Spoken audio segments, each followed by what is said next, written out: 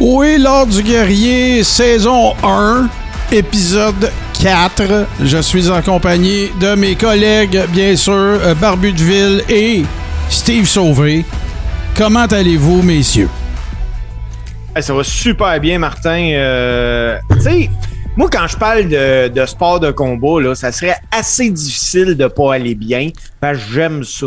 Fait que, tu sais, j'arrive ici, là, puis tu me demandes, « Hey, comment ça va? T'es-tu content de faire ce que t'aimes? » C'est sûr que je suis content, puis je suis excité à soir, j'ai vraiment hâte, on a un bon show. Fait que, ouais, j'espère que le monde va aimer ça. Bon, parfait. Puis on rejoint Barbu de Ville qui a l'air dans sa cellule. Comment ça va? Ça va très bien. Hey, c'est drôle, cellule, là. Pour ma part, ça va mieux que Cain Velasquez.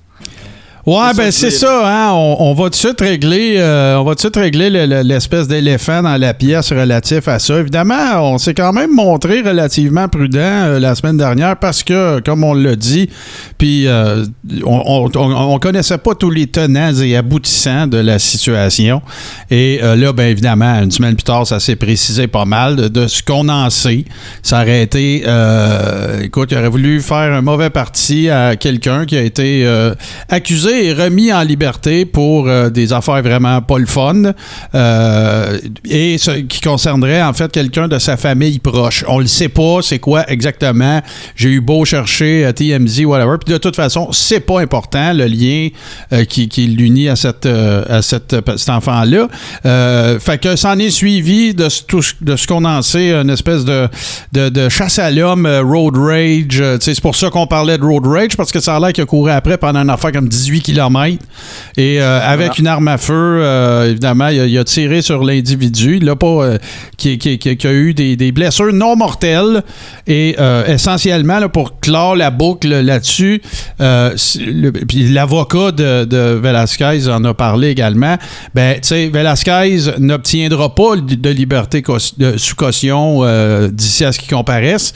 Il y a 10 chefs d'accusation.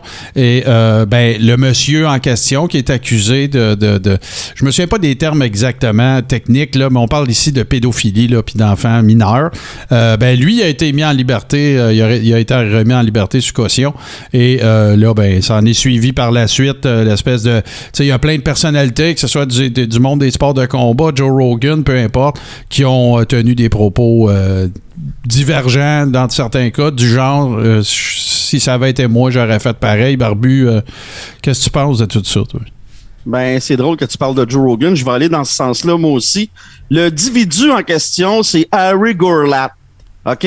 Lui, là, il restera avec sa mère. Sa mère, elle a un CPE. Un daycare qui appelle. Bon, OK? Lui, il travaillait pas au CPE. Je dis CPE, là, pour... c'est plus près de chez nous, là, tu sais. Il habite à côté, genre.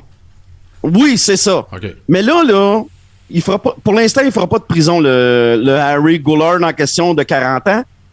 Mais il n'a plus le droit de rester à côté de il n'a plus le droit d'habiter à côté de sa mère. C'est interdit, là, pour l'instant. Je comprends.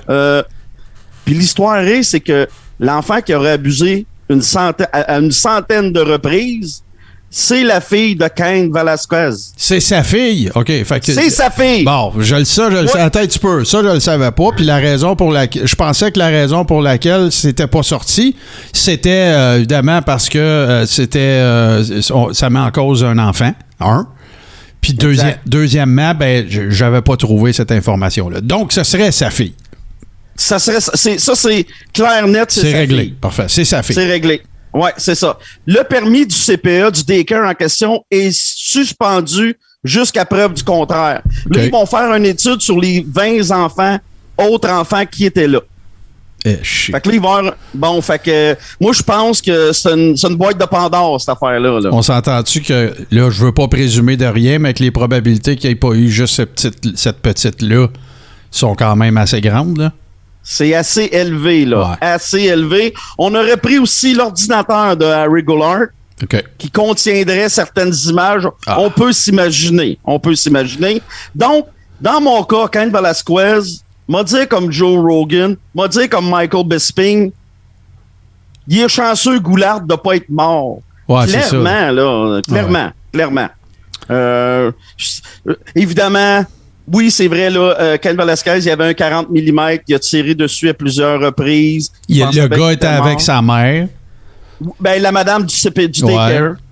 C'est ça. Mais surtout, ce qui est reproché dans cette histoire-là, puis pourquoi ils l'ont pas libéré, Cain Velasquez, c'est parce que là, il y avait de l'air wacko. Tu aurais pu blesser des gens sur ces autoroutes. Ah ouais. Puis même la juge, elle comprenait le fait qu'il voulait défendre sa fille. Elle remettait même pas ça en question. Non. Elle parlait surtout du danger sur l'autoroute, de faire une chasse à l'homme, comme si on était au temps du western. C'est ça qu'elle mettait en cause. C'est pour ça qu'elle a pas remis... Ouais, puis elle doit se dire, si je te remets en liberté, tu vas aller le retrouver et tu vas le refaire. Là. Exact. C'est pas plus compliqué que ça. Là. Non, c'est exactement ça. Mais en sachant tout ce qui s'est passé, je peux pas blâmer Cain Velasquez. Là, probablement que j'aurais fait la même affaire. Est-ce que c'est intelligent? Non. Mais est-ce que tu veux laisser ça dans les mains de la justice, sachant comment ils traitent les pédophiles en général? Je dirais que non plus, là, tu sais. Steve? Ben écoute, moi, comment j'aurais réagi, je le sais pas, parce que je suis pas dans cette situation-là. Ce que je sais, c'est que dans la vie, tu te fais pas justice toi-même, puis c'est une phrase tellement facile, parce que quand une chose de même t'arrive, t'as le goût de te faire justice. Mais moi, je suis pas capable de vous dire, les gars, que Cain Velasquez va être reconnu coupable de ça. Il va tellement avoir des consultations avec des psychiatres ou quoi que ce soit. Tu sais, dans quel état se trouvait Cain Velasquez quand il a agi comme ça? Tu sais, ça va aller loin, c'est pas fini cette histoire-là. Connaissez-vous le terme folie passagère? Ben c'est ça, c'est là que je m'en allais. Ça ressemble à ça, tu sais. Puis le pire, c'est que ça va être de quoi de même, parce que Cain Velasquez avait même pas besoin d'une arme à feu pour s'il avait vraiment voulu attenter à la vie de ce gars-là. Ben, il aurait pu être accusé de la même affaire, pas de gun. C'est ça, c'est exactement ça. Puis moi, Martin, là, j'en ai tellement suivi des procès à cause de ma job. Puis il y a de quoi qui revient souvent dans des choses de même, c'est il a décloché. Ah ouais, c'est folie passagère. C'est ça. C'est en plein ça. Puis malheureusement, moi, pour des crimes dont les victimes, c'est des enfants, j'ai aucune pitié pour ça. La seule chose que je trouve dommage, c'est que Velasquez risque de scraper le reste de sa vie pour un gars qui a scrappé la vie d'enfant. Avant de repasser la parole à Barbu, moi, je vais te dire ce que je trouve dommage, c'est que c'est rare qu'il existe des situations où tu peux pas ne pas être d'accord avec les deux côtés. Ça, c'en est une. Je suis d'accord avec le fait que moi, j'ai pas d'enfant, en tout cas pas que je sache. Et, je peux pas te dire que j'aurais pas fait pareil si ça avait été quelqu'un de proche de moi, là, ou... OK, ça, c'est un.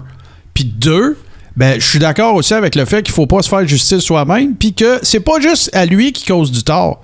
C'est que ça a causé du tort potentiel aux gens qui étaient sur la route, à la mère du gars, à sa famille, à lui, qui le verra peut-être plus pendant longtemps, tu sais, tout ça, là. Fait que c'est une des rares situations où est-ce que il n'y a pas de bonne réponse. Puis, tu sais, par contre, moi, je te repasse le pas que Barbu, mais par contre, s'il plaide et démontre la folie passagère, puis qu'il se ramasse avec 3 ans de probation, moi, être bien content. Oui. Ben, je pense que c'est ça qui va arriver, là, puis on ose l'espérer, là. Mm-hmm. Puis ce qui va aider Cain Velasquez aussi, avec, on dit, folie passagère, ce qui va l'aider, c'est que son dossier est clean. Ouais, il y a un dossier. Il n'a jamais rien fait de croche, cet homme-là. Il y a un dossier vierge. Ça va l'aider énormément. Ouais. Puis ça tu sais, en conclusion, on va suivre ça, évidemment, mais tu sais, ça contribue un peu, pas ça contribue, mais tu sais, on reste dans l'espèce d'image qu'on se faisait la semaine passée. Tu sais, que c'était ce gars-là là, je suis obligé de le dire au passé avec ce qui se passe, un digne représentant de sa communauté. Tu sais, il a été reconnu comme étant, tu sais, quelqu'un qui représentait bien sa communauté, bien qu'il soit donné aux États-Unis, là, mais tu sais, et je parle évidemment de la communauté hispanique. C'est un gars, tu sais, qui a gagné des championnats à NCAA. Tu sais, corrigez-moi si je me trompe, à ma connaissance, à tout le moins dans mes souvenirs, il n'y a jamais eu d'histoire de fuck all dans la MMA, ce gars-là. Tu sais, il n'y a pas eu d'histoire de sauce, il n'y a pas eu d'histoire de ci pis de ça, à rien, tu sais, clean as a whistle. Fait que, regarde, on va y souhaitons à tout le monde bonne chance là-dedans, mais peut-être un petit peu moins à certains autres. Hey, un autre affaire, puis tu voulais nous parler de ça, Steve, puis écoute, c'est sûr qu'on est un peu dans les actualités, puis dans le gossip, là. Dana White qui commence à se pseudo-mêler ou en tout cas mélanger un peu les lignes, rendre les lignes un peu floutées entre ses combattants puis des combats potentiels avec des boxeurs. Parle-nous de ça un peu. Là. Ben, c'est super simple. C'est que cette semaine, Dana White a pris la parole pour dire à Ngannou que ce n'était pas une bonne idée pour lui d'aller se mesurer à Tyson Fury dans un ring de boxe. Présentement, là, Ngannou veut faire de l'argent. Il sait que s'il va contre Fury, il va faire de l'argent. Mais UFC, après ça, va avoir un Ngannou qui va avoir mangé un gros KO dans un ring. Parce que c'est plate à dire, là. On va tout le temps voir ça maintenant. Les combattants du UFC qui veulent faire une grosse passe d'argent, ils vont essayer d'aller à la boxe. Parce qu'à la boxe, les bourses, on se le cachera pas, sont beaucoup plus impressionnantes. Mais Ngannou, c'est pas une bonne idée pour lui. Puis quand c'est rendu que Dana White te le dit que c'est pas une bonne idée, c'est rare, là, mais écoute les dons d'Anna pour une fois. Parce que, écoute, Francis, je veux rien enlever, mais s'il va contre Fury dans un ring de boxe, on se rend même pas à moitié du combat. Toi, Barbu, qu'est-ce que t'en penses? Moi, ces histoires-là là, de boxe versus MMA, pour moi, ça fait longtemps que c'est fini, puis c'est un vieux débat. Ouais. Ben Arskin y a été aussi, puis c'est le pire combattant dans l'histoire du MMA. Au niveau du striking, c'est Ben Arskin. Fait que pour moi, ça n'a aucune valeur. Ouais. Tu regardes un gars comme Tyron Woodley, c'est écrit dans son contrat qu'il n'a pas le droit de knocker Fake Paul. Logan Paul ou Fake Paul, whatever. On savait de qui tu parlais. Ouais. Les YouTubers. Ouais. Mais Fury versus Ngannou. Ngannou, quand il frappe, son striking, tu le vois souvent, il ferme ses yeux pour frapper. Tu feras pas ça contre Fury, là. Non, mais, pour moi, c'est complètement ridicule. Là. Mais je vous pose une question, là, pas que je sais qu'on a plein de sujets, je veux pas vous ouvrir une canne de verre nécessairement, mais qu'est-ce que ça vous dit? Qu'est-ce que ça démontre sur les deux sports que tu sais, quelqu'un d'un côté, puis plus particulièrement, j'ai envie de dire, du UFC, en tout cas à date, là, mais tu sais, il faut être deux pour danser, comme on dit, là, mais tu sais, qu'est-ce que ça démontre sur l'état de ces deux sports-là de combat que tout le monde veut faire, tu sais, du cross-marketing puis aller se battre contre le monde de l'autre bord. Parce que on va parler tantôt de Fury contre White. White aussi, c'est un ancien kickboxer, là, tu sais, je veux dire, est-ce que je sais pas, tu sais, je me pose la question parce que là, Barbu, ce à quoi on pense tous inévitablement, l'espèce d'éléphant dans la pièce, c'est bien sûr McGregor contre Mayweather. Mais tu sais, moi je continue de penser que c'était framé cette affaire-là. T'en penses quoi, Barbu? C'était tout, en tout cas. Moi je suis sûr. Là, mais ben pour moi aussi c'est framé là. Ça a rien à voir avec un combat de boxe. Pour moi ce combat-là, ça ressemblait à Roy Jones à 52 ans contre Tyson à 54. Genre. Same shit pour moi, c'est la même affaire. Puis tant qu'il n'y a pas un Tyson Fury ou un autre boxeur qui décidera pas de... Moi, là, je serais pour un deux chutes comme dans la lutte. Fury, Ngannou, un combat de boxe. 6 mois après, Fury, Ngannou dans la cage. Ben, là, moi, être d'accord avec ça. Tu dis la même affaire que moi. C'est exactement ça que je pense. Et... la finalité de ça va inévitablement, à mon humble avis, à part peut-être dans le cas de très, très, très, très rares exceptions, ben, inévitablement, la finalité de ça va être que ça va être fini final. Parce que moi, je pense que Je pense que les gars du UFC, ça leur enlève rien, là, OK? Ben non. Mais je pense que les gars du UFC d'une arène de boxe, ils ont quoi une chance? Je pense la même chose que toi. Mais ça veut pas dire qu'ils sont moins bons, ça veut pas dire qu'ils sont moins importants, puis ça veut pas dire que c'est moins noble. Vas-y, Steve. Ben, moi, là, oui, c'est vrai qu'ils ont aucune chance, mais je vais aller plus loin que ça, Martin, là. Moi, je crois que les gars du UFC ont pas le respect pour la boxe. Parce que quand c'est rendu que tu te dis, moi, je vais y aller dans le ring, hey, tu verras pas un boxeur dire, je vais aller dans l'octogone. Les gars, ils savent qu'ils sont pas capables. Mais quand tu dis, bon, moi, je vais y aller, voyons donc. Ben, Barbu, tu veux... Ouais. Non, Barbu, tu veux réagir à ça, là? Ouais, non, tu te trompes, Steve, je pense. C'est pas une question de respect. Non, les gars des MMA, ils ont bien du respect pour les boxeurs, c'est pas ça. C'est juste une question de maudit cash. Le UFC a la main mise sur le MMA en général, puis les gars, ils font pas tant d'argent que ça. Fait que c'est une question de cash. Puis Ngannou, là, il sait qu'il va perdre contre Fury. C'est sûr qu'il le sait. Mais il sait aussi qu'à la fin de la journée, il va avoir une maudite belle paye. Ben, c'est un peu là que je voulais vous emmener, les gars, parce que moi, quand je disais qu'est-ce que ça dit sur l'état des choses, puis peut-être plus particulièrement du UFC, c'est que s'il y a tant de gars que ça qui lancent qui font des call-outs à des boxeurs, puis qu'on est tous d'accord, d'après moi, que c'est une affaire de cash, c'est de monétiser le plus rapidement possible ta fenêtre d'opportunité, tandis qu'il y a un buzz autour de toi et tout le kit. Ben, est-ce à dire que là, il y aurait des sérieuses questions? Puis je le sais que ça, c'est déjà le cas sur les bourses que les gars collectent quand ils se battent au UFC, là. Ah, ben, c'est sûr, Martin. Hey, le combat, on va en parler tout à l'heure. Le combat Fury puis White, ça va être la plus grosse. C'est le plus gros purse bid de l'histoire de la boxe. Puis il n'y a pas de Mayweather là-dedans, là. Fait que, tu sais, je veux dire, ça en dit, tu sais, c'est 41 millions avant. 41 millions sur la table, les boys, juste pour le présenter, là. Pour gagner le droit de présenter. Puis le plus haut bid après eux autres, c'était 32. C'était 20% moins élevé. Il y a de l'argent à être à la boxe, là, tant qu'à moi. Puis c'est pour ça que même si la boxe va pas bien, Barbu, c'est pour ça qu'il y en a encore. non, exactement. Tu sais, il y a une nuance à porter, là. Les combattants UFC font pas de l'argent, mais le UFC, lui, a jamais été aussi en santé. Il est en santé comme la WWE peut être en santé, là. Ça ressemble à ça, là. Ouais. C'est incroyable, là, l'argent qui se brasse là. Mais les combattants restent qu'un gars comme la finale soporifique là, dans fin de semaine entre le beau Colby et Jorge. Mais les gars, ils n'ont pas fait des millions avec ça. Là. Ils n'ont même pas fait 500 000 chaque. Là. Même pas. Là. Colby, il a frôlé le 300 000. Là. Bon, ben écoute, là, je vous ai bien réchauffé, les gars. Je vous sens en chaleur. Je vous sens prêt. Fait que ce qu'on va faire, les amis, on va juste faire une courte pause, puis on va revenir pour parler du segment. Ben, en fait, on va revenir pour le segment boxe.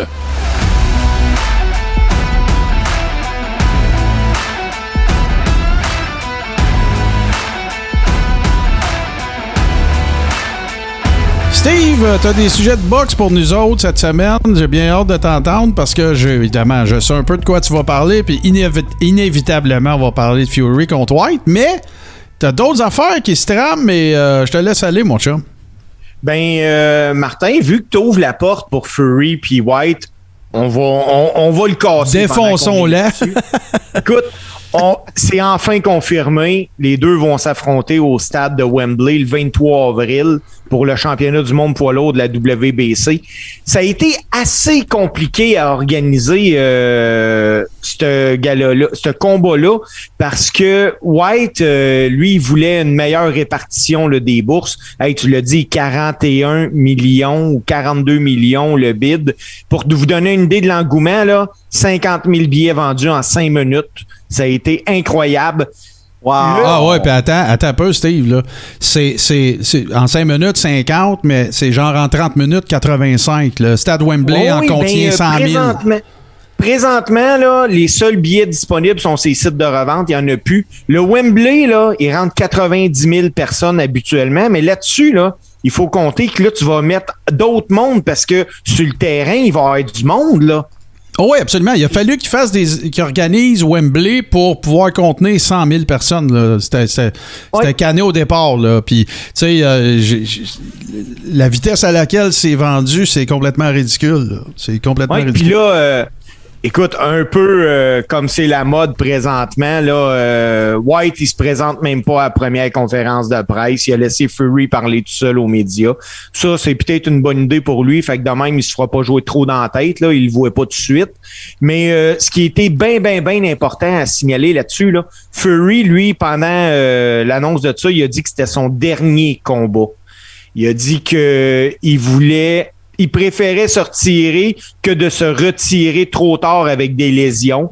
Écoute, on parle d'un gars qui a 6 enfants, il a une femme, il veut profiter de la vie. D'ailleurs, il y a un documentaire sur Netflix, il a annoncé ça, Fury, qui est en préparation. Il y a un film à Hollywood qui est également en préparation sur lui. Fait que la phrase qu'il a dit que moi je retiens, puis je pense que c'est la plus importante parce que ce combat-là, on va en reparler. Mais Fury a dit qu'il voulait jamais être le boxeur qui allait faire le combat de trop, que c'était son dernier. Puis pourtant, on vient d'en parler, Ngannou Fury, il se lâche pas ses médias sociaux. Fait que pour lui, Fury, et ce qu'il va après ça, il va se consacrer à faire des freak shows, peut-être. Juste pour vous donner une idée aussi, parce que là, il faut parler des deux parties, là, à mon humble avis.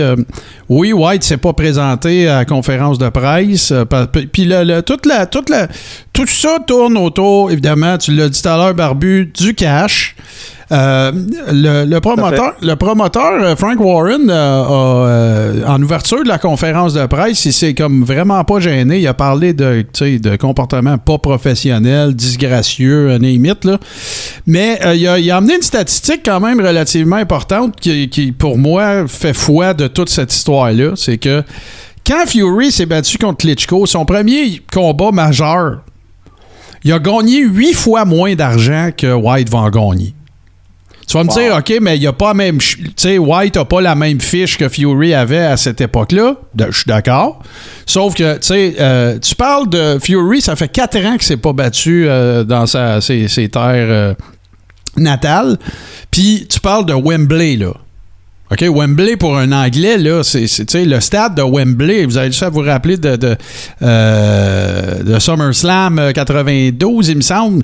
Tu sais, c'est mythique, Wembley, là. Tu sais, faire un gros gala là, c'est majeur, puis tout.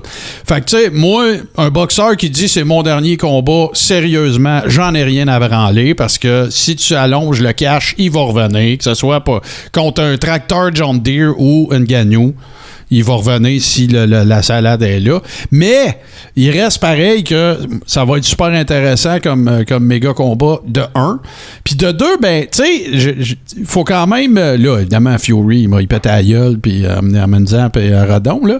Sauf que, tu sais, il faut quand même... dans les...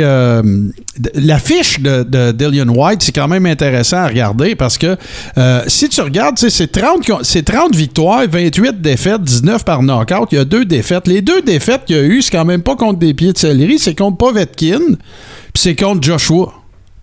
Ouais. Fait que, tu sais, qu'est-ce qui pourrait jeter un pavé dans la mort? C'est une défaite de Fury. Je dis pas que ça va arriver, mais si ça se produit, là, tu viens de faire débarquer à la chaîne pas mal. Fait que, écoute, ça va être pas mal intéressant, mais évidemment qu'il va se passer encore plein d'autres affaires parce que Dillian White peut pas se présenter au combat puis pas avoir dit une seule phrase avant, là. Hey, ça serait-tu badass de faire ça? Mais en tout cas, à suivre. Mais continue donc ça, mon cher Steve, avec la boxe.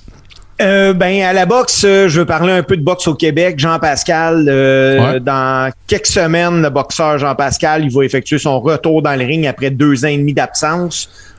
Il va affronter le Chinois Ming Fang Long à Plant City. Ming Fang Long, là, lui, était supposé de boxer contre Sergei Kovalev le 19 mars prochain, mais vu que le combat a été déplacé, il a accepté d'affronter Jean-Pascal. Jean-Pascal, il a fait une déclaration cette semaine, les boys.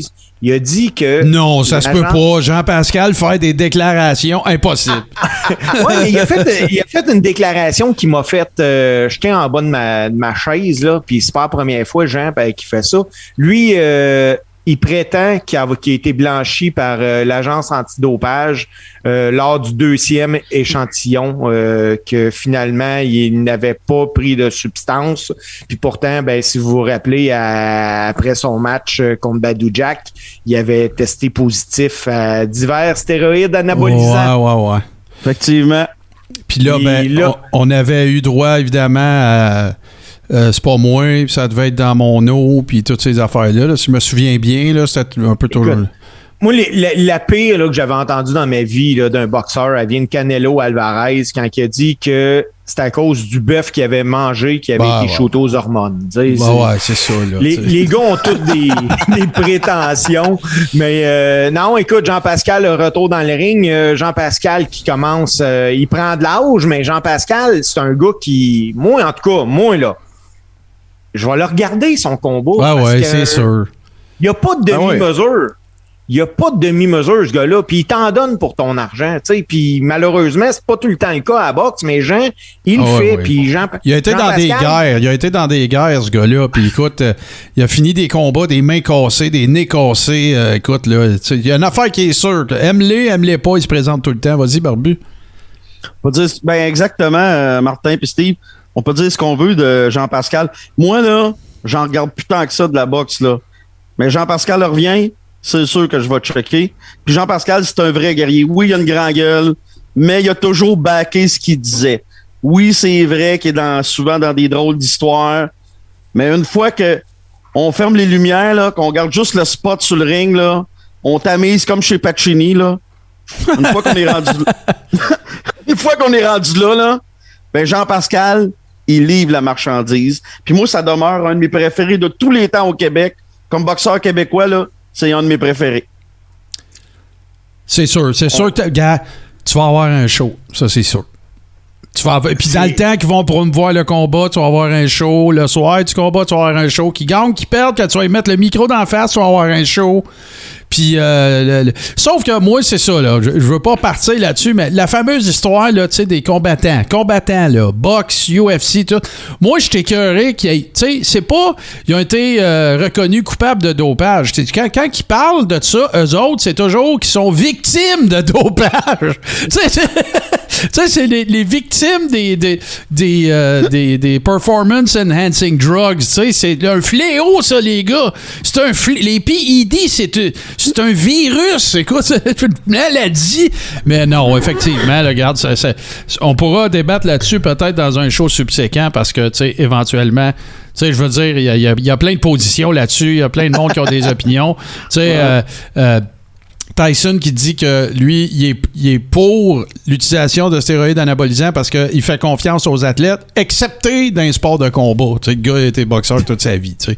Fait que, en tout cas, ça pourra faire l'objet d'un débat éventuellement. Je te laisse continuer, Steve.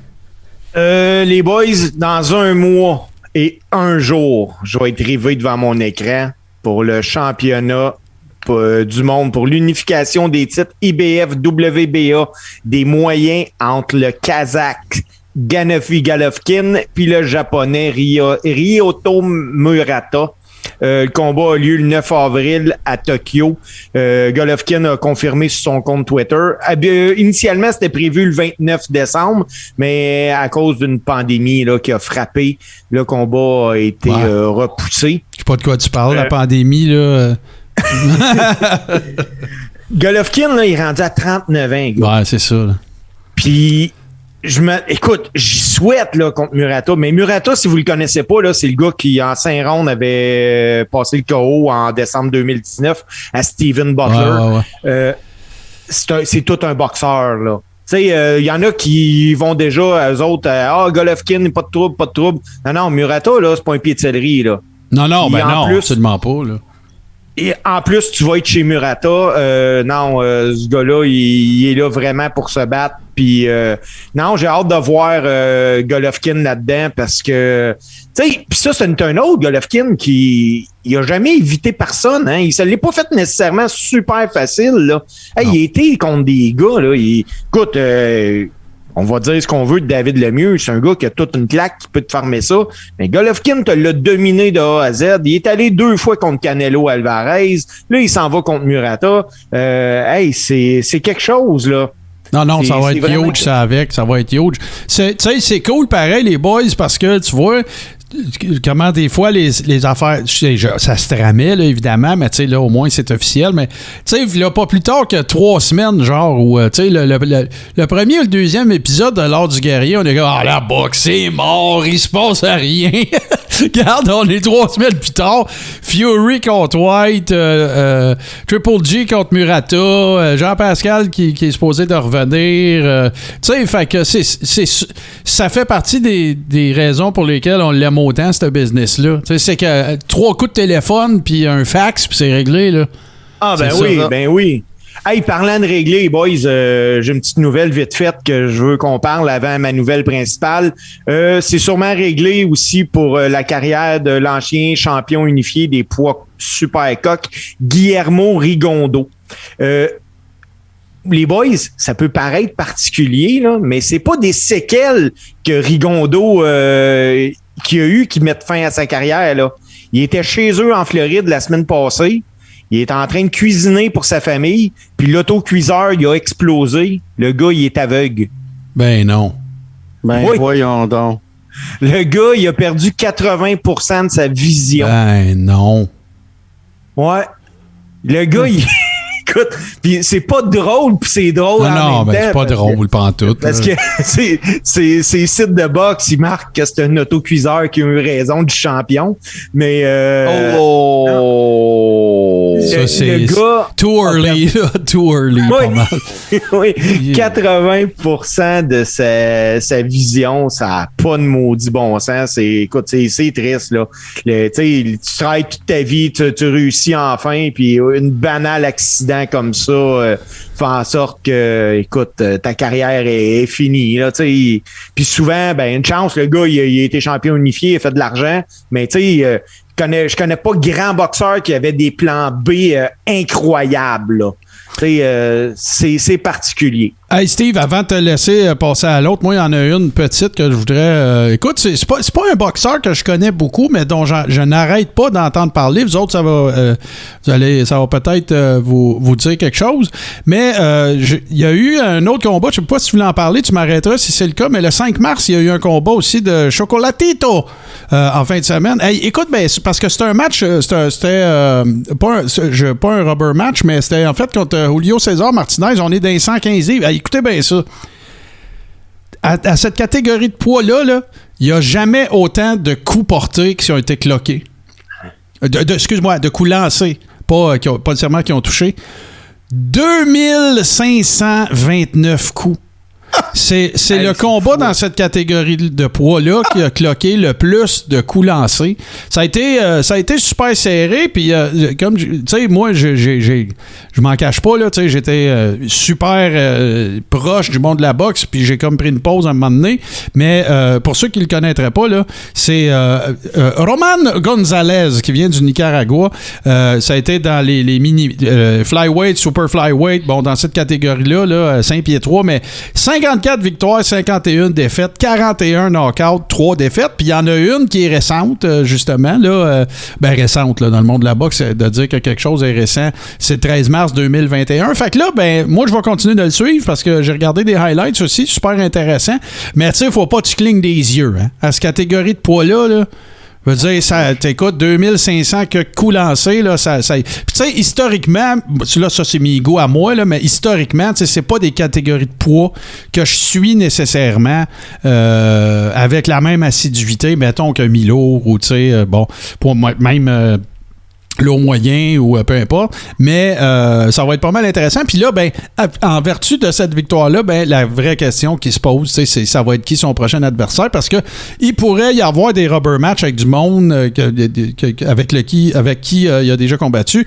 Ou, en tout cas, ça spécule pas mal, mais si vous le connaissez pas, ou si vous voulez voir si vous voulez voir les highlights du combat, comme je vous dis, là, Prenez un café avant, buvez une liqueur, quelque chose, là, parce que ça va vite. Organisez-vous pour être... organisez-vous pour... fait que ça va être pas mal intéressant aussi à suivre, même si c'est pas dans une catégorie de poids, tu sais, ils n'ont pas tout le crédit qu'ils méritent, ces gars-là. Là. Pas tout le temps, en tout cas, à tout le moins. Je te laisse continuer, mon Steve. Dernière nouvelle qui concerne la boxe, je voulais finir avec ça. Situation particulière pour la boxeuse Kim Clavel. Vendredi qui vient au Casino de Montréal, Kim Clavel, elle va faire face à la Bolivienne Mariela Ribera. Initialement, Clavel, elle devait se battre contre la championne du monde de la WBC des poids mi-mouches, Yesenia Gomez. Mais la Mexicaine, elle, a demandé plus de temps pour se préparer pour le combat. Puis, elle l'a eu. Fait que le combat est prévu en mai prochain. Moi, ce que je comprends pas, les gars, là, c'est que Kim Clavel a accepté de monter dans le ring contre une adversaire de deuxième ordre, là, si je peux dire ça de même. Même s'ils disent que la fille, elle était en forme et tout le kit. On s'entend, la fille était pas en camp d'entraînement, là. Puis, je me demande, en 2022, là, comment ça se fait que ça l'arrive encore? On a une fille comme Kim Clavel qui est à une victoire d'être championne du monde, mais là, elle va monter dans une échelle, puis elle va espérer pas tomber, parce que c'est de la boxe. Même si l'adversaire est pas super dangereuse, là, elle devenait là, un lucky punch qui passe, puis Kim qui tombe, puis qui est knock-out. Tous ces sacrifices-là qu'elle a fait pour son combat de championnat du monde, là, ils voudront plus rien dire. Parce que là, ça perd. Elle n'a pas de combat au mois de mai, là. C'est quoi le but pour un promoteur de dire à sa vedette féminine, parce que Kim Clavel, c'est toute une boxeuse, hey, là, la Mexicaine a besoin de plus de temps. Toi, par exemple, on va te faire boxer et te garder en shape. On va te mettre en semi-danger contre une fille qui devrait pas te mettre trop dans le trouble, mais je peux pas te garantir que tu te feras pas fermer les yeux. Barbu. C'est une question... Peut-être que je me trompe, mais c'est encore une question d'argent. La dernière fois que j'ai checké, Kim Clavel, elle roule pas sur l'or. Elle est loin, loin, loin de rouler sur l'or. Moi, je vais te dire autre chose qui est encore plus plate que ça, Steve. Champions Advantage, c'est comme ça que ce sport-là, il est conçu. Là. Tu manges de la marde, puis tu gagnes, puis là, tu décides après. C'est tout, là. C'est ça. C'est comme ça. Puis ils savent tout, c'est comme ça, là. Ils le savent tous. Puis c'est parce qu'elle a accepté le combat. Ça, c'est mon opinion, là. Mais c'est parce qu'elle a accepté le combat que c'est une boxeuse, la fille. Ah, ben parce qu'il n'y a pas de comptable qui aurait fait ça, là. Puis il n'y a pas de signaleur. Puis il n'y a pas... Puis j'utilise des métiers, là. Allez pas penser que je bâche ces métiers-là. Vous comprenez ce que j'essaie de faire, j'espère. Mais, tu sais, c'est ça. C'est ça, le vie de guerrier. C'est que tant que t'es pas en haut, tu décides de ce qui se passe en bas. C'est-à-dire, tu décides pas de ce qui se passe en bas. Moi, c'est comme ça que je vois ça. T'sais, on a un spécialiste boxe qu'on est chanceux, puis il nous suit. Puis moi, une fois de temps en temps, il me corrige dans le chat de Twitch. Ouais. Puis j'aime ça. Wawa Tatawar, là, il connaît sa boxe. Oui, absolument. Puis il nous dit, écoute, c'est pour garder Kim active, puis il n'y a aucun danger pour Kim. Mais on n'est pas à l'abri d'un coup de poing mal placé. Mais c'est ça leur vie. C'est ça leur vie, Steve. Ils calculent pas. C'est pas des comptables, c'est des boxeurs. C'est ça. Ou boxeuses. C'est sûr que pour eux autres, là, oui, il y a un risque, mais à toutes les fois qu'ils vont dans le ring ou dans la cage, il y a un risque anyway. Fait que, rendu là. Tu sais, gars, là, puis je suis pas en train de comparer des situations, mais tu sais, pensez à toutes les upsets qu'il y a eu dans le monde de la boxe. OK? Pensez... Tu sais, mettons, il y a Gabin, là. Ça va être... Suivez-moi, là. Fait que là, t'arrives, t'as un combat. OK? T'as Buster Douglas contre Mike Tyson. OK? Un soir. Puis là, Buster Douglas perd sa main, il arrive avec le couteau entre les dents, ils sont à Tokyo, Tyson fait le party, puis tout. Lui, écoute, là, il est au-dessus de la mêlée dans sa tête, tout. Boum, il tombe. Qu'est-ce qu'il a fait après, Douglas? À rien. Après, pense à toutes les upsets. Pense à, pas Ruiz, mais voyons qui a battu le Mexicain là, qui est devenu champion poids lourd. Il a fait quoi après? Rien.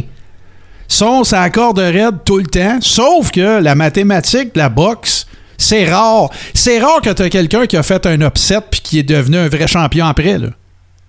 Tu comprends-tu, là, qui va défendre 9 fois après? Là? Il n'y en a pas, là. C'est rare. Non, fait que si Kim, tu sais, Kim, moi, mettons, là, je pense à elle, là, je pense à, tu sais, comme combattante, puis tout, là, elle se dit, OK, je pourrais faire un bail, tu sais, je pourrais faire un bail là-dessus, puis attendre d'avoir mon combat. Mais tu sais, qu'est-ce qui arriverait peut-être, tu sais, elle va y penser. Elle va y penser, oui. J'aurais dû le prendre, puis là, elle va second-guesser. Il y a un fight, je suis là, en Bentley. Ben, c'est ça, moi, je pense. Oui, il y a l'argent, là, mais c'est pas juste l'argent. C'est sûr, mais veut pas, on peut pas enlever que, écoute, c'est dangereux là, d'agir de même. Puis autant pour l'adversaire de Kim ce soir, samedi, parce que, écoute, cette fille-là, théoriquement, là, elle joue gros, là. Tu sais, tu y vas contre une fille qui, théoriquement, devrait devenir championne du monde dans quelques mois. Ben, elle se dit la même affaire. Elle se dit, moi, à ce soir-là, ça va être moi l'upset, puis ça va être moi qui va prendre sa place. C'est dog eat dog, that's it, là. Tu sais, c'est ça. Oui, il y a l'argent. L'argent est impliqué, mais le vrai argent est où? Quand t'as la belt, là, pas avant, là. Oui, OK. Tu sais, je veux dire, il y a pas... Tu sais, ceux qui n'ont pas souvent, qui n'ont pas de ceinture ou qui ont été des champions de transition ou qui ont eu une soirée magique ou des affaires d'amour, ils s'appellent des journeymen. Ah, ben oui. Tu sais, c'est ça. Fait que, en tout cas, mais je comprends ton point aussi. Tu sais, c'est une athlète de chez nous, elle est super gentille. Moi, je l'ai rencontrée 2 fois dans ma vie. Écoute, elle est vraiment cool, cette fille-là. On lui souhaite tout le meilleur. Sauf que, tu sais, elle, moi en tout cas, je suis capable de comprendre.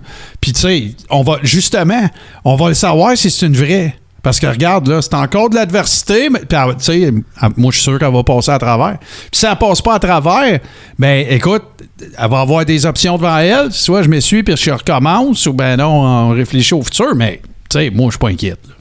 Mais je comprends ton concern. Écoute, c'est une bonne question à poser pareil, là, mais c'est emporté un petit peu. T'avais-tu d'autres affaires de boxe pour nous autres? J'avais rien d'autre de boxe. Là, Martin, moi, je vais me taire et je vais me délecter des paroles de Barbu de Ville quand il va nous faire son résumé du UFC 272. Bon, ben écoute, ça va être tout de suite après ceci.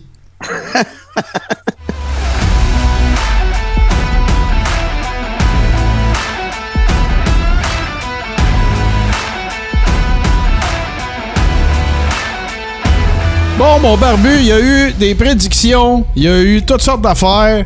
C'est en fin de semaine qu'a eu lieu le UFC 272. Et écoute, moi, je suis dans le secret des dieux parce que je suis dans un groupe de conversation privée entre nous trois. Et de ce que j'en sais, et je suis sûr qu'on va en parler pareil, t'ouvriras pas avec Covington contre Masvidal. Conte-nous ça. Hey, merci pour la présentation. Merci, Steve, pour la présentation aussi. Je suis quasiment gêné, maudit. C'est mieux d'être bon, là. C'est mieux d'être bon. Ben oui, c'est ça, c'est de la pression. Hey, ça se passait, les boys, au T-Mobile Arena, à Las Vegas, dans l'État, évidemment, du Nevada. Plein au bouchon, comme d'habitude. Sold out, comme tous les gros UFC, évidemment. Moi, je vais vous parler de la demi-finale, qui est un catchweight 160 livres, mais qui devait avoir lieu dans les 155. Entre Rafael Dos Anjos contre Renato, là, je vais maganer son nom, Carneiro, totalement dominé par Rafael d'un bout à l'autre, d'un Atlantique à l'autre, là, complètement dominé. Il a complètement défiguré Renato. C'est à se demander, de là ma question, c'est pour ça que je commence avec ce combat-là, c'est à se demander ce que Mark Goddard, l'arbitre de ce combat, faisait dans la cage. Je ne sais pas s'il est venu juste chercher sa paye ou s'il y a des troubles à la maison. L'histoire va le dire éventuellement. Mais Mark Goddard, il était pas là. Puis ça me rappelle, on retourne au UFC 267 à Abu Dhabi entre Zaleski qui avait complètement détruit, mais quand je dis détruit, le Français Benoît Saint-Denis. Puis à l'époque du UFC 267, ça fait pas longtemps, c'est cet été, l'arbitre Vyacheslav Kislev avait été clairé. Il n'a plus le droit de faire des combats de MMA nulle part sur la planète. Mark Goddard, c'est un bon vieux de la vieille. Pourtant, ça fait longtemps qu'il est là. Il est aussi important que Herb Dean peut l'être, C'est un gars qui fait des finales, qui fait des gros combats. D'ailleurs, il faisait la demi-finale ce soir-là. C'est un gars de confiance. Mais là, il y a une chose, par exemple. Dans ce combat-là, il y a les hommes de coin de Renato. Bon, je le sais, certains ont dit Raphaël a ralenti au troisième round. Mais ça, là, c'est le problème de Raphaël. Puis moi, là, comme je connais bien Raphaël Dos Anjos, j'ai vu tous ces maudits combats à vie.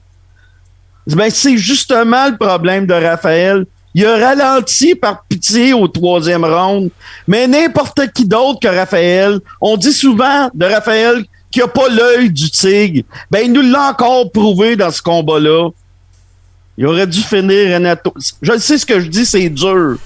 Mais on parle de sport de combat, là. On parle pas de boulingrin, on parle pas de badminton pis de bowling.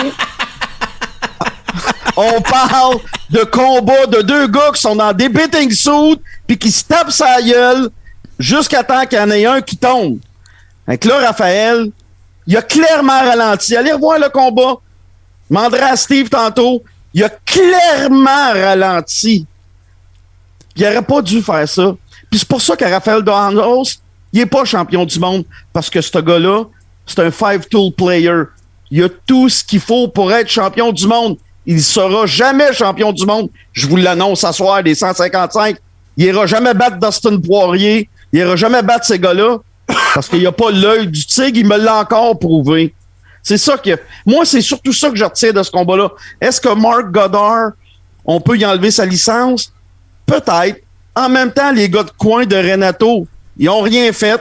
Comme dans le combat de Benoît Saint-Denis. Bon, il aurait pu lancer la serviette. Ben. Il aurait pu se mettre un stop à ça entre les rondes aussi, là. Ah, ben, moi, en fin du deuxième round, là, Renato, c'était fini. OK, mais merci. Là, je te pitch. OK, Barbu puis Steve, je vous pitch une curve, par exemple, parce que j'ai vu ces médias sociaux aujourd'hui. Renato lui-même, il dit merci au ref, là. Je voulais aller au bout de moi-même, puis ça m'a permis de voir de quoi j'étais fait, puis tout. C'est parce que, dude, c'est pas toi qui décide. Tu sais, il y a quelqu'un dans le ring que c'est ça sa job. C'est pas la tienne, là, parce que sinon, les combattants, ils se battraient jusqu'à la mort des fois, là. J'en mets un peu, là, mais vous comprenez ce que je veux dire, mais en tout cas, j'ai vu ça passer. Je veux pas couper Barbu. Je sais que tu veux parler, Steve, mais je sais pas si Barbu avait fini, là, mais... Non, vas-y, Steve, là-dessus. Vas-y, mon vieux. Écoute, moi, là, j'ai clairement vu Raphaël, au 5e round, pratiquement pas lancer de coups. Même lui, il comprend plus comment ça se fait que Renato est encore là. Puis, écoute, on a l'arbitre qu'on pourrait blâmer, mais il y a le médecin. Le médecin, il est allé 3 fois. Puis je ne sais pas exactement les conversations. Puis maintenant, là, ça, les gars, remarquez-les dans un sport de combat comme ça, autant à la boxe qu'au UFC, les médecins ont compris, là. Tu sais, il allait avant avec 2 doigts, 3 doigts, là. Ouais, puis il disait, dans son coin, il chuchotait la réponse dans l'oreille, là. C'est ça, il y avait le coach en arrière qui te tapait dans le dos. S'il te tapait 2 fois, c'est à cause qu'il te montrait 2 doigts. Maintenant, il prend le combattant puis il l'emmène avec lui. Le médecin a donné son accord pour continuer, mais personne dans le T-Mobile Arena aurait été offensé si au 4e round, c'était fini, là. Parce qu'à un moment donné, là, c'était malaisant à regarder. Moi, j'ai même pensé, j'ai dit, Chris, il va le tuer. Je m'excuse, je le sais que les gars, ça sortit tout seul. Il va le tuer, ça a aucun sens. Il est quasiment 10 heures, là, c'est correct. Les enfants sont couchés. Puis on voyait que Raphaël, par exemple, c'est ça, au 5e round, n'a pratiquement pas lancé de coup. Même lui, je pense qu'il allait par pitié, là, à un moment donné. Il devait se dire, écoute, ça n'a plus aucun sens. Alors, le gars, il a les yeux fermés, il a le nez pété. Écoute, il a l'air de s'être fait mettre le feu dans la face puis d'avoir pris une pelle pour l'éteindre. Tu sais, Renato, à la fin du combat, là, à l'hôpital, il a les 2 joues fracturées, il a le nez cassé. Lui, il va venir me dire, hey, je suis content que oui, c'est ça, ben oui. On est content. Ta femme aussi est bien contente. C'est ça qu'elle nous dit aussi, là. Ouais, mais hey, les gars, je fais un segway. Je reviens, je veux pas vous sciller avec ça, mais regarde, tu sais, c'est pas correct. Moi, je suis d'accord avec vous autres, c'est pas correct. C'est pas correct du côté du médecin. Ben écoute, c'est le médecin qui va déterminer s'il y a un risque médical, puis il n'y a pas de raison de juger des compétences du médecin, là, mais bon, on peut se poser la question, mais bon. Mais, puis Ouattara, il dit aussi, son coin, c'est pas fort. Tu sais, parce que combien de films de boxe puis de sport de combat qu'on a vu. Ah non, faut que j'arrête ça. C'est une boucherie, faut que j'arrête ça. Non, je t'en supplie. Ben, tu sais, c'est parce que c'est pas une vue, là. On est pas en train de regarder un film, là. Non, on n'est pas en train de regarder Rocky. T'as pas mal. Non, j'ai pas mal. C'est ça, mais tu sais, je fais un segway. Tu sais, c'est le même esprit que ce qu'on parlait de Kim tout à l'heure, Kim Clavel, tu sais. Elle va se présenter, elle, là, parce que c'est ça sa fibre intrinsèque, c'est ça. C'est pour vous citer Walt Whitman, là, c'est ça sa fibre intrinsèque. Elle va être là. Ben oui, c'est pas des comptables, clairement. Non, c'est ça, c'est pas du ballet. Mais pensez-vous que... Je sais que tu as d'autres sujets, Barbu, mais on a encore un peu de temps, là. Pensez-vous que ça va avoir des suites? T'sais, il va-t-il avoir un comité quelconque qui va se pencher là-dessus? Tu sais, il arrive quoi dans ces cas-là? Tu sais, je veux dire, Simonac, le gars, il a l'air de s'être fait passer dessus par un boule à Steam, là, tu sais, ça n'a pas d'allure, là. Moi, je pense qu'il ne sera plus jamais le même combattant, pareil comme Benoît Saint-Denis, le Français. Tu peux pas revenir d'un combat comme ça, puis faire comme si de rien n'était. Moi, je pense... Non. Ça laisse des marques, on va dire comme Dave Hilton à Stéphane Ouellet. Le problème, il est dans le cerveau. C'est marqué dans ton cerveau. Ouais, vous le saviez pas, mais Hilton, c'est un Italien. Là, fait que... OK, là, excuse, je voulais pas te faire décrocher. Là. Mais non, c'est correct. Mais non, grosso modo, il se passera rien avec ça, les gars, pour mettre un terme à cette discussion-là par rapport à ce combat-là. Il se passera rien avec ça. Mis à part, peut-être qu'ils vont clairer Mark Goddard, mais that's it, that's all. Ouais, ben en tout cas, moi, de tout ce que j'ai vu, de tout ce que j'ai lu, écoute, là, c'est pas super édifiant, même si le combattant, il dit après. Tu sais, toute l'organisation est là pour les protéger. Fait que moi, que le combattant, il dise après, merci à l'arbitre de m'avoir laissé me faire quasiment tuer. M'en sac pas mal, là, le double. Ben ouais, c'est ça. En parlant de gars que c'est probablement... Ben, il est pas fini, là, mais... On a vu que ça commence à être la fin. Ce bon vieux Edson Barboza, dans les 145 livres, un combattant brésilien, un spécialiste de Muay Thai, un très bon combattant debout, très spectaculaire, qui a donné de combats exceptionnels en combats exceptionnels au UFC. Il a perdu en fin de semaine contre Bryce Mitchell, qui est un fermier. Ça, c'est très drôle. Bryce Mitchell. Bon, on salue tous les fermiers. Oui, 15 victoires, 1 défaite. Lui, c'est un vrai fermier de l'Arkansas. Il n'y a pas de gym dans son coin de pays. Il s'entraîne sur sa ferme avec des roches. Il travaille sur ses champs. C'est comme ça qu'il s'entraîne. Wow. Puis un autre fait drôle, pour faire son jiu-jitsu, pour entraîner son sol, il s'entraîne avec son ours. C'est ça qui fait Bryce Mitchell. Wow. C'est mon genre de gars, ça. Ça, c'est un homme, ça. Mais Bryce Mitchell, c'est comme ça qu'il s'entraîne. Puis il s'entraîne avec ses bons vieux coachs de l'Arkansas. Il a complètement dominé Edson Barboza. Là, il s'en vient dans les... il était 11e au monde. Il tombe dans les 10 meilleurs au monde, dans les 145 livres. J'ai hâte de voir la suite des choses pour lui. C'est un dur de dur. Mais ça démontre une chose maintenant. Depuis ses 4 derniers combats, Edson Barboza, c'est devenu une mesure de performance face aux jeunes qui montent. Il est devenu une mesure de performance. Ouais, il est comme le measuring stick un peu de... Exactement. Ben là, on a vu que Bryce Mitchell est prêt à aller à un niveau supérieur, mais ça va être difficile parce que les 10 meilleurs au monde, les 9 en avant de lui dans les 145, c'est pas des pieds de céleri, même si lui, c'est un farmer puis il connaissait les légumes. Là. J'étais sûr que t'étais pour me dire qu'il fait, tu sais, son wrestling puis son grappling, tu faisais ça avec un veau. Ou ben non, c'était un ours. Un nom pour le vrai, en plus. Je vous enverrai des vidéos, puis on enverra ça sur l'Art du Guerrier, sur la page Facebook, là, aux 5 qui sont sur la page Facebook. Bon, non, il y en a plus que ça. D'ailleurs, on les remercie, hein?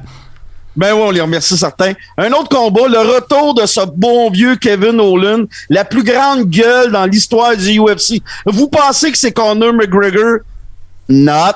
Vous pensez que c'est les frères Diaz? Not. C'est Kevin Owens. Kevin Owens, là, il parle pendant une conférence, il parle avant le combat, il parle pendant le combat. Il se fait aller le mâche patate. du début à la fin. Entre les rounds, il parle à Joe Rogan à travers la cage. Puis, comment t'as trouvé mon round? Là, il affrontait Alex Oliveira. Il a fait son petit show. Kevin Nolan, il a 3 défaites de suite dans les poids moyens. Là, il s'est en allé pour la première fois dans les 170.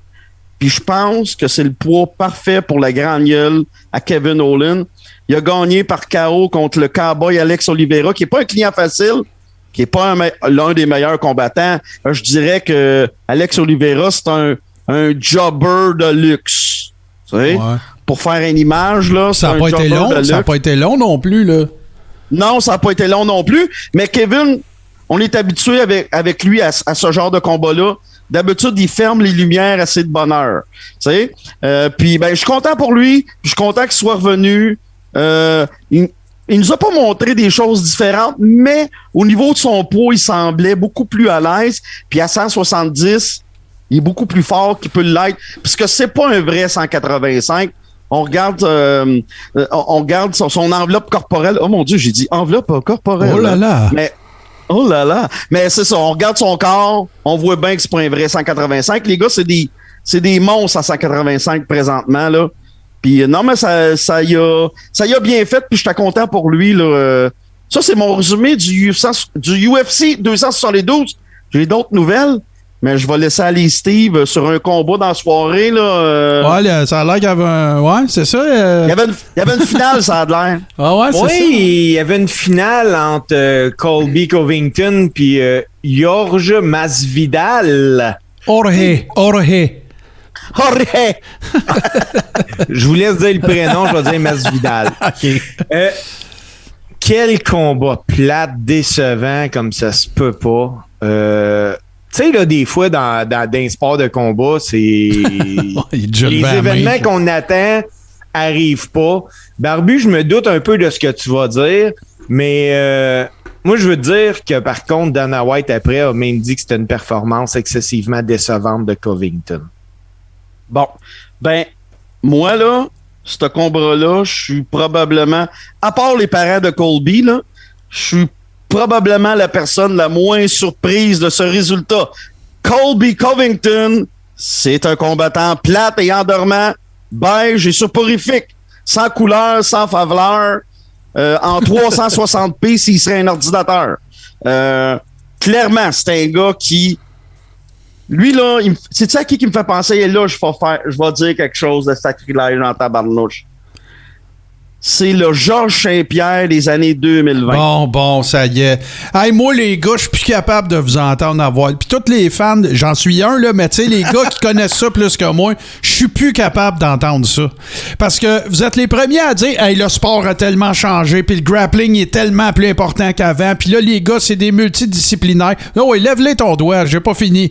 Puis c'est des multidisciplinaires, puis c'est ça. Puis là, Master, ils sont rendus des masters dans un paquet de disciplines. Puis là, ben, le gars, il se ramasse dans un test où est-ce que s'il veut faire ça tôt ou tôt, il peut pas gagner. Il prend manière de gagner, il gagne, puis c'est pas correct. OK, mais c'est pas ça qui s'est passé, Martin. Moi, selon mes yeux à moi, là. Écoute, au point, là, Masvidal avait une meilleure force de frappe. On l'a même vu parce que Covington a eu un flash knockout. Mais ce qu'a fait Covington, là, c'est qu'il faisait juste l'amener à terre, mais il n'y avait pas de grappling. Il le tenait à terre, puis c'est tout. Ben ouais, mais c'est puis il y avait des huées dans la foule, là. Non, ça, je sais, puis Barbu, je t'ai vu, on va revenir, mais, tu sais, je l'ai vu... Je comprends là, qu'il y a un certain degré où est-ce que tu veux pas aller. Tu sais, regarde, on peut comparer la trappe, on peut comparer... Tu sais, tous les sports ont leur stratégie de dol. OK? Fait que, tu sais, puis comme fan, on préfère... Je suis pas en train d'essayer de vendre le concept que c'est le fun, là, c'est pas ça. Sauf que, tu sais, si le gars, il est 17-3... Hein? Fait que lui, je comprends, là, puis je comprends Dana White aussi. Dana White, c'est un promoteur. Il veut que l'étiquette se vende, il veut que ça fesse, le sang revole, puis le knock-out de la veillée, puis tout ça. Je comprends tout ça. Mais, tu sais, moi, je reprocherai jamais à un combattant. Puis, écoute, à part peut-être McGregor contre Mayweather, que je considère qu'il est arrangé, parce que je trouve que McGregor lançait rien. Mais, tu sais, c'est pas comme si ne rien lancer est une stratégie pour gagner, là. Tu comprends-tu? C'est comme au snooker, au billard. La défensive, tu fais des points. Tu comprends-tu? T'sais, si tu empêches l'autre de toucher une rouge, ça te donne des points. Ben, tu sais, l'UFC, il en est venu à ça, là, à un moment donné, parce que les gars sont trop forts dans tout. Là, je comprends, là. Je veux pas faire d'un cas d'espèce de Covington, mais c'est parce que je suis tanné de cet argument-là. Ça va arriver que tu vas avoir des gars stand-up, tu vas avoir un gars qui travaille son adversaire au sol. Qu'est-ce que ça va donner comme résultat? C'est le gars au sol qui gagne. Un combat plate!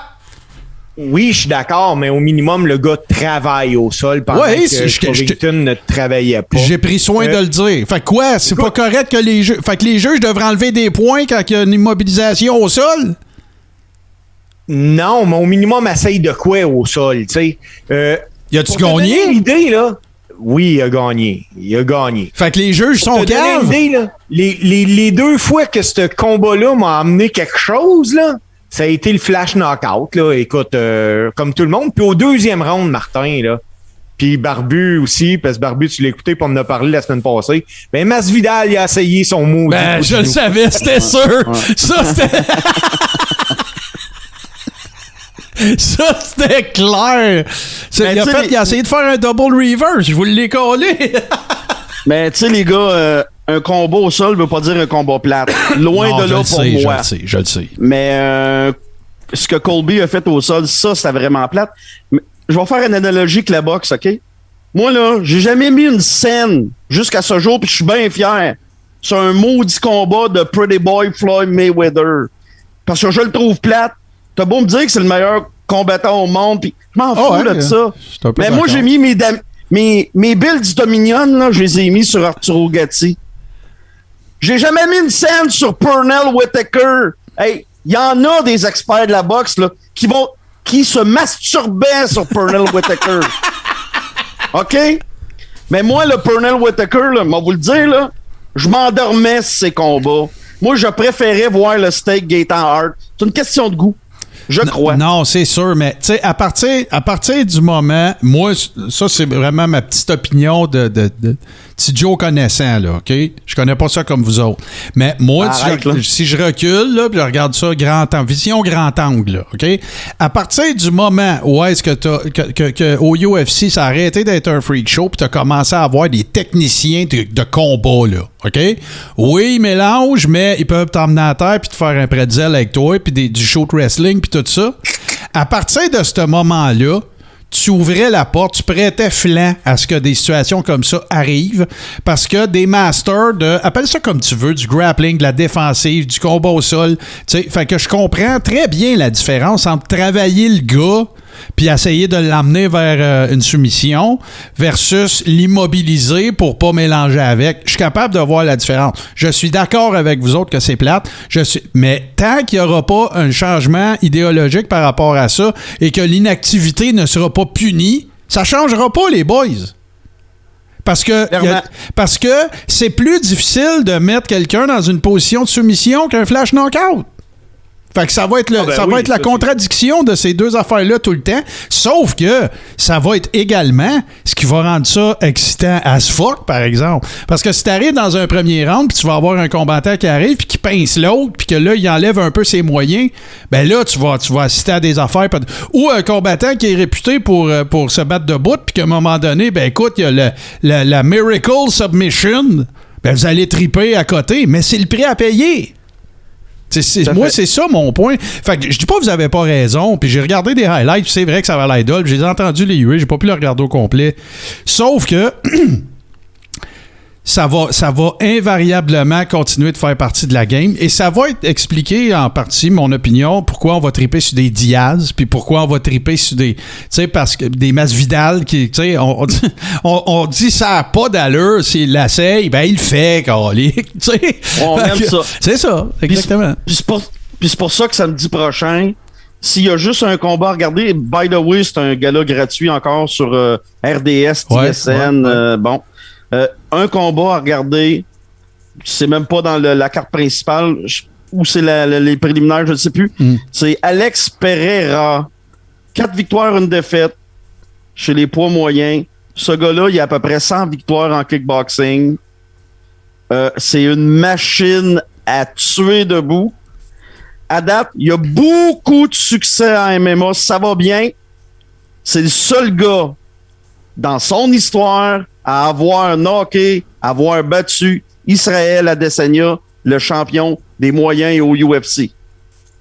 Et il l'a knocké fret sec. J'ai vu le combat en kickboxing. Ouais, c'est ça. Il l'a knocké fret sec. Merci. Plus de lumière, là. Ils l'ont sorti avec la civière. Mais il est devenu sa carte principale, hein, Pereira. OK. Là, bon, ben, il l'était pas. Là. Ouais, contre Bruno Silva. Il l'était pas au début, là. Non. OK. Puis là, ils l'ont mis. Mais il y a aussi la finale, par exemple, Barbu, là, qui devrait être pas pire. Là, Akalaev là, contre Santos, ça devrait être pas pire. C'est drôle que tu parles de Lakaev. C'est un autre Kobe Covington, c'est un autre Georges Saint-Pierre 2.0. Il est très, très calculé, mais il est très efficace, très technique. Je pense que c'est ça qu'on reproche aux combattants. C'est drôle, on parlait de Kim Clavel, on boucle la boucle à ce soir, là. On dit, non, on devrait pas faire ça, moi, mais c'est pas un comptable. Mais quand ils deviennent des comptables dans le ring, on dans la cage, on n'aime pas ça. Ben non, c'est ça. Mais là... Georges Saint-Pierre, il a son HEC en comptabilité en combat. C'est clair. C'est clair. Hey, OK, les gars, là, à Star, par exemple, là, on a bouclé la boucle, mais là, il faut en réouvrir une nouvelle. Selon vous, là, OK, il y a eu Covington contre Masvidal, mais là, à Star, tu présentes qui à Covington? Qui y a dans la division? Qu'est-ce que tu fais? Là, il peut pas... il peut pas se battre contre le champion. Il vient de perdre une deuxième fois contre le champion, contre Kamaru Usman. Ouais. Donc, la division, c'est plate. Hein? Tu fais quoi comme build-up? Ben, on pourra en parler, remarque, la semaine prochaine, mais tu sais, là, parce que là, tu te ramasses que lui, il a eu son combat de championnat, il a perdu. Après ça, là, t'as Masvidal, mais tu sais, regarde, là, Masvidal, il va probablement continuer de se refaire bouquer parce qu'il va essayer de faire une dernière run, mais tu sais, il va falloir qu'il remonte la côte un peu. Mais le prochain combat logique, Dana White l'a dit aussi, Chimaev, qui a 10 combats à vie, c'est un up-and-comer, mais qui détruit tout sur son passage, se bat contre Gilbert Burns, puis il a dit que Chimaev, le gagnant de Chimaev-Burns va affronter Kamaru Usman pour le titre par la suite. Ça serait la suite logique. Bon, c'est rien d'exceptionnel et d'extraordinaire pour le casual fan, mais ça serait ça la suite logique. Fait que dans le fond, Covington, excuse Steve, super rapide, là, dans le fond, Covington, tu sais, outre ajouter une victoire à sa fiche, il n'avait rien gagné là-dedans. Là. Non, il est dans un no man's land, là, présentement. Là. Il s'est fait battre 2 fois par le champion, puis il s'est fait battre... je veux dire, il s'est fait battre clairement les 2 fois. Okay. Non, il s'est fait dominer, là. Mais moi, je pense pas qu'on est à veille de revoir Colby Covington dans un main event au UFC. Non, pas demain matin. Ben, puis surtout avec... tu sais, il a gagné, mais il était plate. Ben, c'est ça. Hey, ben, en tout cas, nous autres, je trouve que ça n'a pas été plate à soir. Toujours un plaisir, évidemment, de vous retrouver. Merci également aux gens qui se sont joints à nous, bien sûr. Ça va être comme ça, tous les mardis soirs, 21h, sur Twitch, notre petit rendez-vous box MMA. Puis, écoute, il va peut-être se mélanger du Let's Way là-dedans, puis regarde, on va tout suivre ça. Par contre, ben, je vous en informe aussi, parce que je le sais qu'il y a des gens qui nous écoutent présentement, puis qui sont des fans aussi du Coréron. C'est la semaine prochaine que ça commence. Les mardis, sport de combat, avec le Coréron qui va débuter à 18h sur Twitch. Même recette, même affaire. Ça va être juste le mardi à 18h. Ça va être disponible pour les membres de la plateforme Patreon du Coréron le lendemain en vidéo et en podcast pour tout le monde les jeudis. Mais si vous êtes justement du rendez-vous avec nous autres, ben, vous aurez tout ça en primeur. Même chose pour l'Ordre du Guerrier. D'ailleurs, s'il y en a qui viennent de nous découvrir, qui aimeraient ça nous revoir à nos débuts, ça s'en vient, parce que tous les épisodes, ils ne sont plus sur Twitch, mais hey, on a conservé ça. On a fait le montage, j'ai fait le montage de tout ça, puis on va présenter ça éventuellement. Il y a des belles affaires qui s'en viennent pour l'Ordre du Guerrier, parce que, évidemment, qu'on veut introduire un petit peu aussi la notion de faire des watch-alongs également, de galas du UFC avec des gens qui voudraient adhérer à une future plateforme sur laquelle on travaille. Fait qu'il s'en vient des affaires le fun, mais on est en train de bâtir notre fiche, les boys. Tu sais, fait que là, tu vois, là, à date, là, on va, après ça, là, on va être comme 5-0. Mais, en tout cas, espérons qu'on n'aura jamais de défaite. Faudrait le faire, là.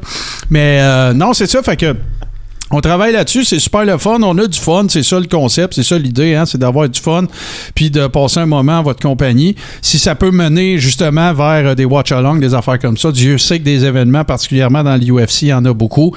Puis là, ben, il va y avoir de la boxe, le fun aussi qui s'en vient. On a parlé de Triple G contre Murata, on a parlé de Fury contre White, ça va être intéressant. Fait que continuez de nous suivre. Si vous n'avez pas déjà liké la page Facebook, je vous invite à le faire, super facile à trouver, L'Art du Guerrier. Sinon, ben, cet épisode va être disponible sur toutes les bonnes plateformes, c'est-à-dire Apple Podcast, Google Podcast, Spotify et tout bon podcatcher dès demain. Si vous aimez ce qu'on fait, ne vous gênez pas pour partager. Et si ce n'est déjà fait, donnez-nous un petit follow sur la chaîne Twitch. Twitch.tv/podcast, PODCASSE.